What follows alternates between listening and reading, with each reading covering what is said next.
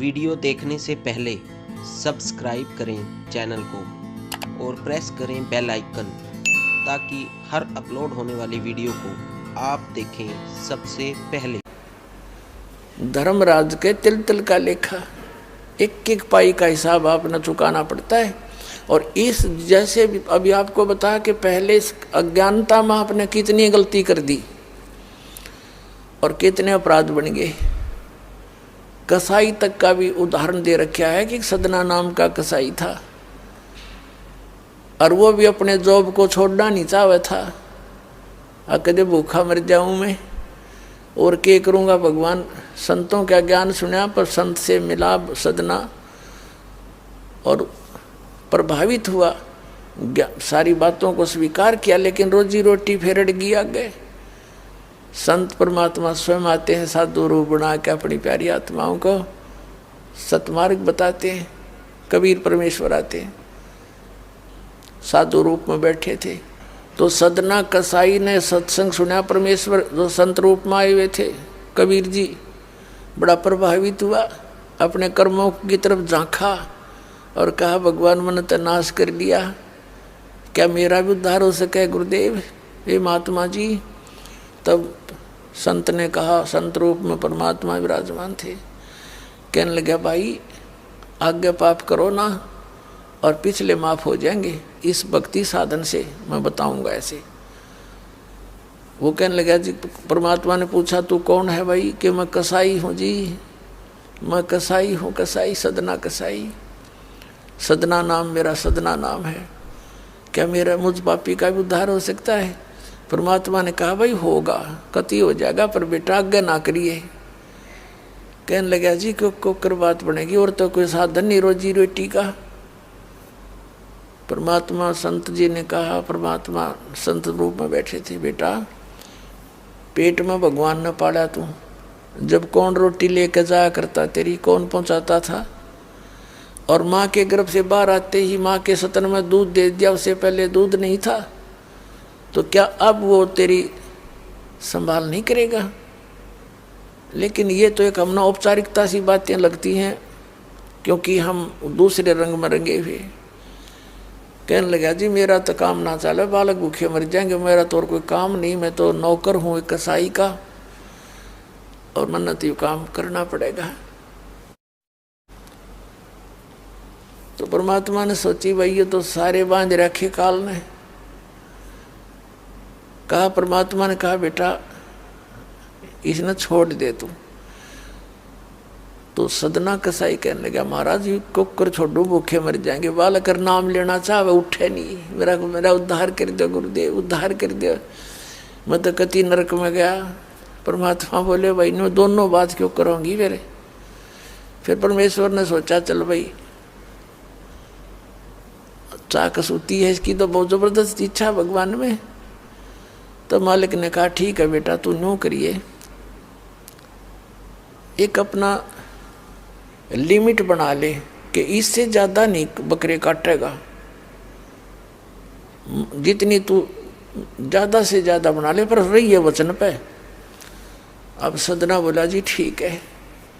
उसने सोचा रोज के 5-4 काटने पड़े हैं, हम बेईमान से। कहने लगा अब जी 100 तो ज़्यादा नहीं काटूंगा डेली। परमात्मा बोले अच्छा भाई जाता ठीक है बेटा, देख रही है वचन पे, अक जी पक्का हूँ मैं वचन का। चला गया। अब क्या हुआ कि उस शहर में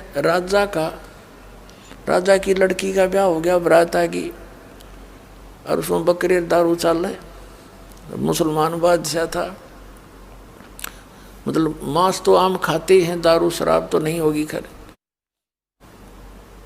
अब उसके सदना के मालिक ने आदेश दिया कि सदना बड़ा ऑर्डर आ गया उससे, और भाई जमा ला दिए बकरे ला कर रख दिए 20। अब 20 काट दिए सदना ने, फिर डिमांड आ गई 20 की और। कहने का भाव ये है कि 100 के 100 बकरे कट गए और सदना ने सोचा हे भगवान कति पूरी बात बनी, हे भगवान आपने प्रण भी आपने रखा, मेरी तो प्रतिज्ञा भी आपने रखी, मांझ दो के हथियार धर दिए, अक रहेगी इज्जत आज तक, कति नाश हो गया था। इतने में परमात्मा ने क्या किया, एक बहुत बड़े व्यापारी का रूप बना के पहुंच गया सदना के मालिक के पास और कहा भाई मैंने ऐसे ऐसे कांटेक्ट करना, एग्रीमेंट करना तेरे से, रोज के 20, 30, 50 बकरे चाहिएंगे और मैं ऐसे आगे सप्लाई किया करता हूँ। तो बड़ा खुश हो गया वो सदना का मालिक कसाई, कहने लगा भाई ठीक है।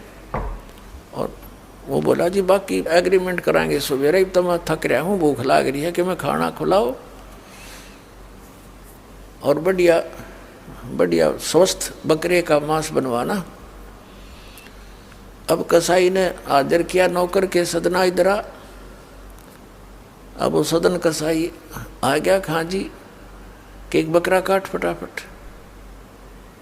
और बड़ा व्यापारी आया है, बड़ा एग्रीमेंट हो गया है, होएगा बड़ी बढ़िया अच्छा। और भोजन तैयार करा, भेज रसोई में। अब सदना के हाथ पैर फूल गए, क्या वाह बात बिगड़ गई भाई, तो ना बनी बात, आज तो प्रतिज्ञा भंग होएगी। अब उसने सोचा कि जब बकरा ना काटूंगा तो यो मालिक नौकरी तो निकाल लेगा,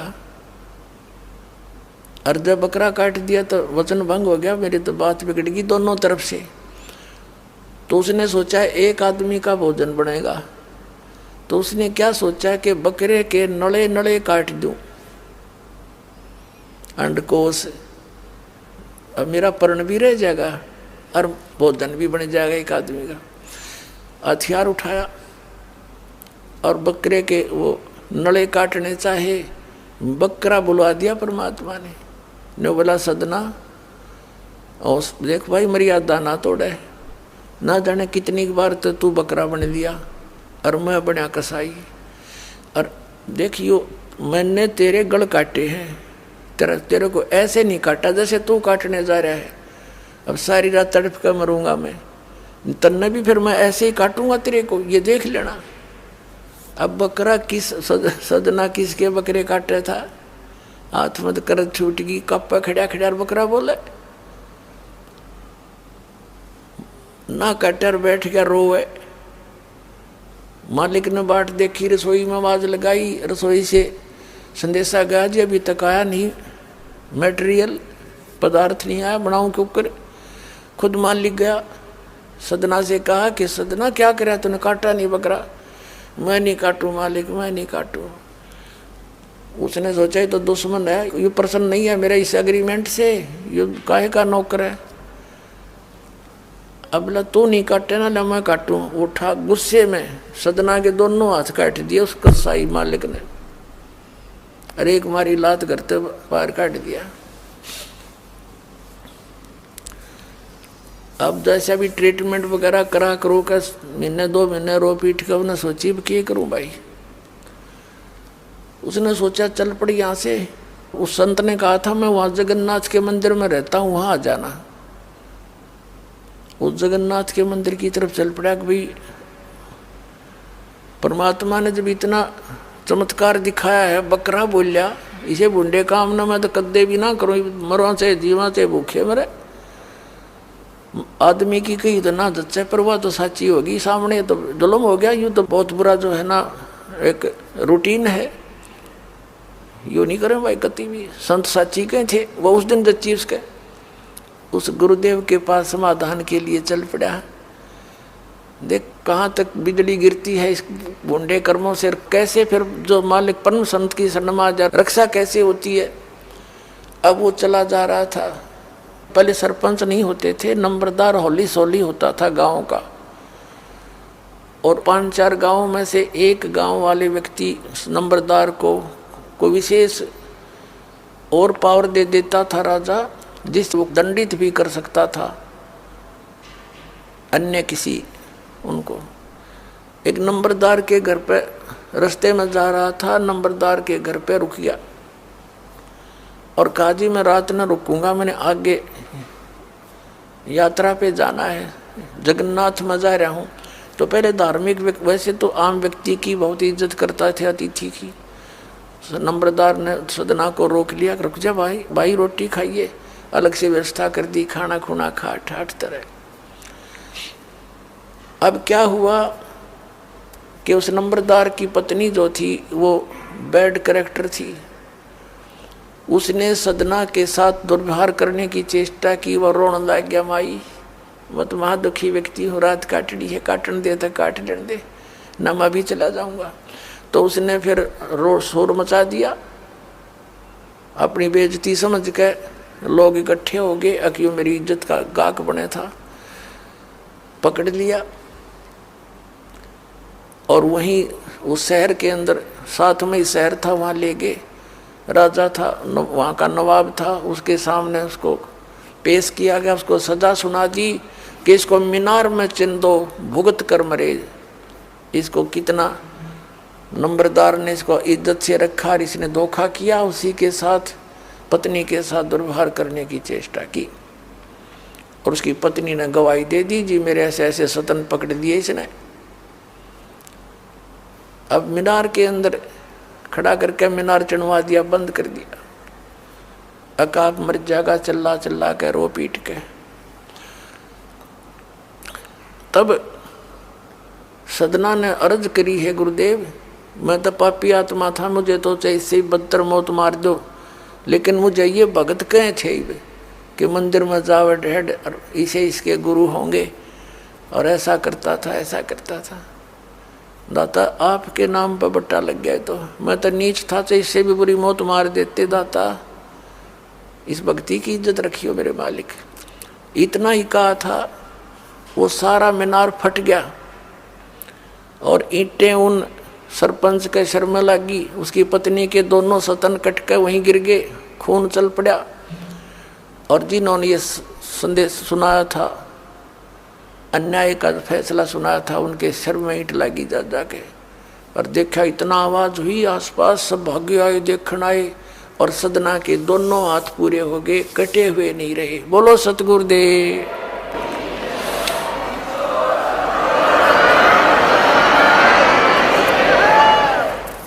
तो कहने का भाव ये पुण्यात्माओं, हम मर्यादा इतनी भारा मान रहे हैं जो भगवान के मार्ग पर चलने वाली, और उनसे ही लाभ होगा।